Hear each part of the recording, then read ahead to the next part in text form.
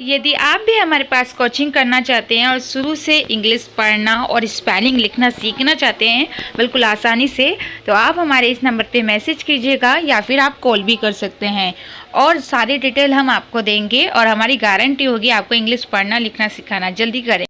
जैसे कि आप लोग देख रहे हैं कि सबसे पहले अगर आप इंग्लिश सीखते हैं तो सबसे पहले एबीसीडी जो आप बोलते हैं पढ़ते हैं उसमें सबसे पहले ए आता है।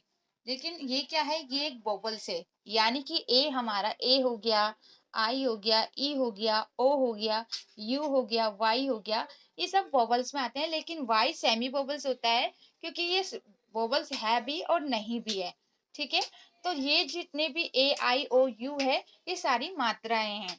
तो सबसे पहले हम क्या सीखेंगे, सारे वोवल्स, यानी कि ए को क्या पढ़ते हैं, ठीक है, उसके बाद ई को क्या पढ़ते हैं, आई को क्या पढ़ते हैं, ओ को क्या पढ़ते हैं, यू को क्या पढ़ते हैं, एक दो तीन चार पांच, पांच वोवल्स होते हैं। और वाई और डब्लू आपका सेमी वोवल्स होता है क्योंकि वाई को भी आप या पढ़ते हैं और ई और आई भी पढ़ते हैं। और डब्लू को भी हम, आप डब्लू को वैसे तो सिंगल तो आपको वाई पढ़ना है, लेकिन डब्लू को आपने देखा होगा ओ डब्लू हो गया, ई डब्लू हो गया, तो इनमें क्या होता है, डब्लू को मात्रा पढ़ा जाता है। तो कहीं ना कहीं जो आपका डब्लू है ये भी सेमी वोवल्स में आ जाता है क्योंकि इसको भी हम मात्रा पढ़ते हैं अगर इसके साथ वोवल्स होता है तो। ठीक है, तो आपको समझ में आया। तो सबसे पहले हम वोवल्स सीखेंगे क्योंकि कॉन्सोनेंट हम उसके बाद सीखेंगे, क्योंकि सबसे पहले मात्रा सीखी जाती है, उसके बाद आपको क ख ग सिखाया जाता है। तो ऐसे हम इंग्लिश सीखेंगे। तो चलिए सबसे पहले हम सीख लेते हैं ए को क्या पढ़ते हैं, उसके बाद में आपको कल परसों जब भी क्लास होगी हमारी एक एक करके सारी चीजें सीखेंगे। तो सबसे पहले ए को अगर आप सिंपल एबीसीडी में बोलते हैं तो ए को ए पढ़ देते हैं। और अगर आप नाम लिखते हैं तो नाम में हम आ पढ़ देते हैं, आ का डंडा लगाते हैं। लेकिन यहाँ पर स्पेलिंग की बात हो रही है, अगर आप किसी का नाम लिख रहे हैं तो आपको ए अ के डंडे के लिए लिखना होगा। ठीक है, लेकिन अगर आप कोई वर्ड मीनिंग लिख रहे हैं तो वहां पर आपको ए को ए भी पढ़ना है, ए को आ भी पढ़ना है और ए को ओ भी पढ़ना है। ठीक है, अब देखिए सबसे पहले बोलने की क्लास आपकी 1 तारीख से होगी। ठीक है, जैसे आप देख रहे हैं सबसे पहले हम सीखेंगे ए को ए कहाँ पढ़ते हैं। ए को ए वहां पढ़ते हैं जहां पर ए के बाद एक वर्ड छोड़ के दोबारा से ई होता है, तो हम ए को ए पढ़ते हैं। और दूसरा ए को कब पढ़ते हैं, ए जब ए बीच में होता है। कहीं पर भी अगर ए बीच में होगा तो आपको ए को ए पढ़ना होगा। जैसे यहाँ पर भी ए बीच में है लेकिन उसके बाद एक वर्ड छोड़ के ई भी है, तो हम ई को लास्ट में नहीं पढ़ते हैं। लेकिन कहीं भी बीच में अगर ए होगा तो आपको ए को ए पढ़ना है। सबसे पहले याद रखना है, बीच में हमेशा ए को ए पढ़ा जाता है। ठीक है, तो ये आपको याद रहेगा, शुरू और बीच में ए को ए पढ़ते हैं। अब क्वेश्चन है कि ए को आ कब पढ़ते हैं। हमेशा ए को आ लास्ट में पढ़ते हैं। कहाँ पर पढ़ते हैं, लास्ट में, कभी भी शुरू और बीच में नहीं पढ़ते हैं। जैसे कहीं पर भी अगर ए एन होगा तो आपको अगर लास्ट में, तो आपको ए को आ पढ़ना होगा। ए आर होगा तो ए आर को भी आर आर पढ़ते हैं। और ए एन टी होता है तो भी इसको अन पढ़ा जाता है। ए एन सी होता है तब भी। ये तो चलिए, इसके बाद तो एन है तो आपको ए को आ ही पढ़ना है। लेकिन ए एल होता है तब भी आपको ऐसे एल पढ़ना होता है लास्ट में। ठीक है, तो ए को आ कब पढ़ते हैं, जब लास्ट में ए एल होगा, ए एन होगा, ए आर होगा या फिर ए एन टी या ए एन सी होगा। ठीक है, तब आपको ए को आ पढ़ना है। बाकी सभी जगह अगर शुरू और बीच में ए है तो आपको ए को ए पढ़ना है। अब क्वेश्चन है कि ए को ओ कब पढ़ते हैं। ठीक है, ए को ओ कब पढ़ते हैं। ए को ओ कहाँ पढ़ा जाता है मैं बाद में बताऊंगी, पहले आप इतना लिख लीजिए क्योंकि फिर आप कंफ्यूज हो जाएंगे। तो पहले इसको लिखिए फिर मैं आपको आगे समझाऊँ। क्वेश्चन है आपका कि ए को ओ कब पढ़ते हैं। ए को आ और ए कब पढ़ते हैं ये तो मैंने आपको बता दिया, लेकिन ए को ओ कब पढ़ते हैं, कभी भी आपको ऑल पढ़ना हो, कहीं पर भी अगर ए डबल एल हो तो आपको इसको हमेशा ऑल पढ़ना है। कभी भी आप इसे अल या एल नहीं पढ़ेंगे, आपको क्या पढ़ना है, ऑल पढ़ना है। अगर आपको ऑल लिखना भी हो तब भी आपको ए डबल एल ही लिखना होगा। ठीक है, ओ नहीं लिखना होगा। ठीक है, तो ए को ओ कब पढ़ते हैं, जब ए डबल एल साथ में होता है तो ए को ओ पढ़ते हैं। हाँ, एक दो वर्ड मीनिंग और है जहाँ पर ए को ओ पढ़ते हैं, वो मैं आपको नोट्स में सेंड कर दूंगी। ठीक है, तो आज हमने क्या सीखा, आज हमने सबसे मेन टॉपिक जो बहुत इंपॉर्टेंट है कि ए को क्या पढ़ते हैं। ए को क्या क्या पढ़ते हैं? सबसे पहले ध्यान से सुनिए, ए को ए पढ़ते हैं, ए को आ पढ़ते हैं, ए को ओ पढ़ते हैं। लेकिन सबसे ज्यादा हम ए को ओ नहीं पढ़ते हैं, ए को आ नहीं पढ़ते, क्या पढ़ते हैं? सबसे ज्यादा हम ए को ए पढ़ते हैं।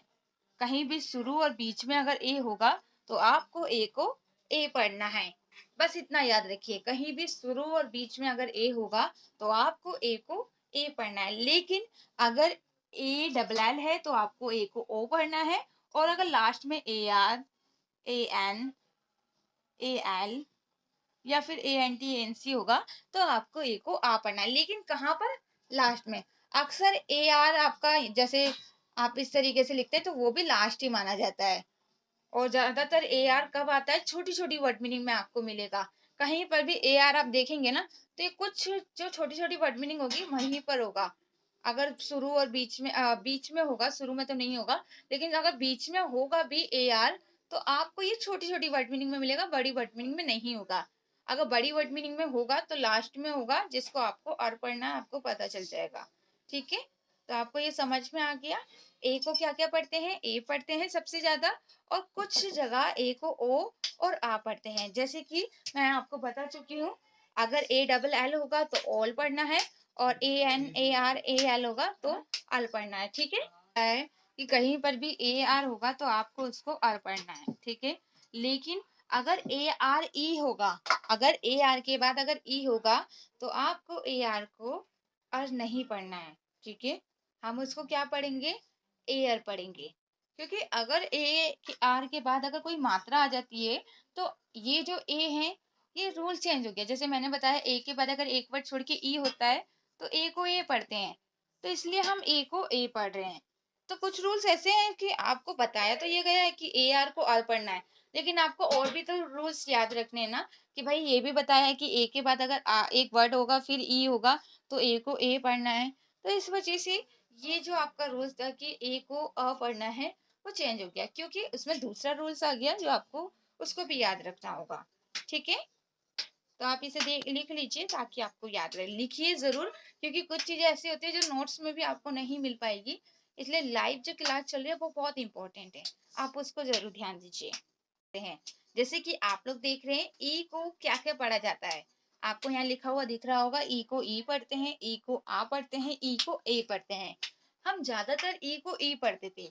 अगर आपको रूल्स नहीं बताता होगा, यानी कि कभी भी जब आपको रूल्स नहीं आपको पता होंगे तो आप क्या करते हैं? ई को ई पढ़ देते हैं, क्योंकि हमें यही सिखाया जाता है कि आई और ई को ई पढ़ा जाता है ना। तो इसलिए हम सब जगह इसको ई पढ़ते हैं, लेकिन हमें ये नहीं पता होता कि ई को ए भी पढ़ते हैं और आ भी पढ़ते हैं।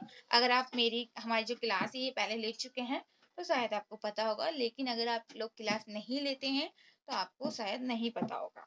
ठीक है, तो सबसे पहले ई को ई कब पढ़ते हैं?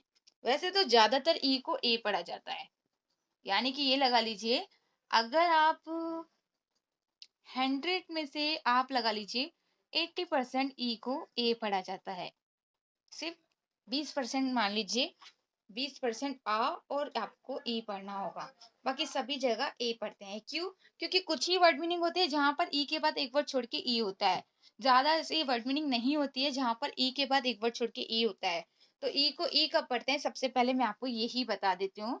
देखिए, कभी भी ई के बाद एक वर्ड छोड़ के दोबारा से ई आता है तो ई को ई पढ़ते हैं। जैसे कि सिट, सीड, मीट, यहाँ पर हम ई को ई पढ़ रहे हैं। क्यों? क्योंकि यहाँ पर इसके बाद एक वर्ड छोड़ के दोबारा से ई है, तो हम पहले वाले ई को ई पढ़ रहे हैं और लास्ट वाले ई को हम नहीं पढ़ते हैं, कहीं पर भी नहीं पढ़ते हैं। सिर्फ 3 वर्ड मीनिंग को छोड़ के लास्ट वाले ई को हम नहीं पढ़ते हैं। ठीक है, तो ई को ई कब पढ़ते हैं? जब ई के बाद एक वर्ड छोड़ के दोबारा से ई आता है तो पहले वाले ई को ई पढ़ा जाता है और लास्ट वाले ई को नहीं पढ़ते हैं। ओके, तो पहले इसको लिख लीजिए कि ई को ई कब पढ़ते हैं? जब ई के बाद एक वर्ड छोड़ के दोबारा से ई आता है तो पहले वाले ई को पढ़ते हैं और लास्ट वाले ई को नहीं पढ़ते हैं। जल्दी से लिखिए, यहाँ पर ई को ए पढ़ा जा रहा है ना। क्यों? क्योंकि कहीं पर भी अगर ई बीच में होगा तो आपको ई को ए पढ़ना होगा, लेकिन उसके बाद ई नहीं होना चाहिए दोबारा से, क्योंकि मैंने आपको बताया है एक वर्ड के छोड़ के अगर दोबारा से ई होता है तो हम ई को ई पढ़ते हैं, लेकिन अगर ई नहीं है तो आपको ई को ए पढ़ना है। ठीक है, अगर कहीं पर भी बीच में ई है और उसके बाद ई नहीं है दोबारा से, तो आपको ई को ए पढ़ना है। जैसे बैड बैल, और आपका रैड, और लेड, मैट, हैट, पैट, कुछ भी हो सकता है। तो सभी में ई को ए पढ़ना है। ठीक है, तो आप पहले इसको लिख लीजिए, कहीं भी अगर बीच में ई होगा तो आपको ई को ए पढ़ना है। उसके बाद मैं आपको बताऊंगी कि ई को आ कब पढ़ते हैं। हाँ, मैं एक चीज आपको बता दूं, लेकिन कुछ छोटी छोटी वर्ड मीनिंग ऐसी होती है जहां पर ई को ए नहीं पढ़ते हैं। क्यों? क्योंकि देखिए, यहाँ पर ई बीच में नहीं है। मैंने क्या बोला? अगर ई बीच में होगा तो हम ई को क्या पढ़ेंगे? ए पढ़ेंगे। लेकिन यहाँ बीच में नहीं है, ये दूसरे नंबर पे है। तो अगर आ, यहाँ पर ई के बाद एक वर्ड छोड़ के दोबारा से ई है ना, मैंने, हाँ, देखिए, मी हो गया या फिर आपका ही हो गया, इसको ई क्यों पढ़ रहे हैं? क्योंकि ये बीच में नहीं है, ये दूसरे नंबर पे है। अगर मी के बाद टी लगा देते तो इसे मैट नहीं पढ़ते क्या? फिर इसे मी पढ़ते नहीं। तभी तो आपको ये चीज बताई जा रही है कि बीच में, अगर बीच में ई होगा तब आपको ई को ए पढ़ना है। नहीं तो हम बोल देते कि कहीं भी ई होगा तो ई को ए पढ़ना है, बस ई के बाद ई नहीं होना चाहिए। हमने बीच में क्यों बोला?